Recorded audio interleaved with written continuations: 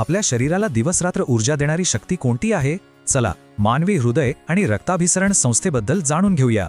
हे बघा, ही आहे ती यंत्रणा, आपल्या शरीरातलं रस्त्यांचं एक असं जाळं जे आपल्याला प्रत्येक क्षणी जिवंत ठेवतं.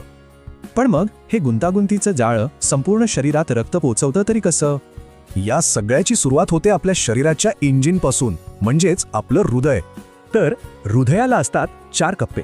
2 आलिंद रक्त घेतात आणि 2 निलय ते शरीरात पुढे ढकलतात. आणि हा आहे हृदयाचा नैसर्गिक पेसमेकर. सोप्या भाषेत हृदयाचा स्वतःचा ड्रमरच, जो प्रत्येक ठोक्याचा ताल ठरवतो. हृदय या रक्तवाहिन्यांमधून रक्तपंप करतं. या सगळ्या वाहिन्या जोडल्या तर पृथ्वीला 2 फेऱ्या होतील.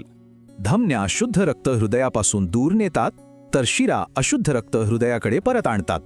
आणि या आहेत केशिका, म्हणजे अशा लहान गल्ल्या जिथे खरी देवाणघेवाण होते.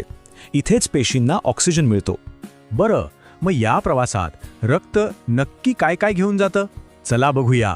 आपलं रक्त 55% प्लाझ्मा आणि 45% रक्तपेशींनी बनलेलं असतं. तांबड्या रक्तपेशी म्हणजे शरीराचे डिलिव्हरी ट्रक, ज्या प्रत्येक पेशीपर्यंत ऑक्सिजन पोहोचवतात. पांढऱ्या रक्तपेशी म्हणजे आपल्या शरीराचे सैनिक, जे कोणत्याही आजाराविरुद्ध लढायला तयार असतात. आणि या आहेत रक्तबिंबिका, शरीराची आपत्कालीन टीम, जी जखम झाल्यास रक्तस्राव थांबवते. पण एक मिनिट, सगळ्यांचं रक्त सारखं नसतं, त्याचे वेगवेगळे गट असतात. सोप्या शब्दात सांगायचं तर ओ गट सर्वांना रक्त देऊ शकतो, तर AB गट सर्वांकडून घेऊ शकतो. हा तक्ता बघा, यावरून कळतं की रक्तदानासाठी योग्य जुळणी किती आवश्यक आहे. म्हणूनच प्रत्येकाने आपला रक्तगट जाणून घेणं इतकं महत्त्वाचं का आहे, याचा विचार करायला हवा.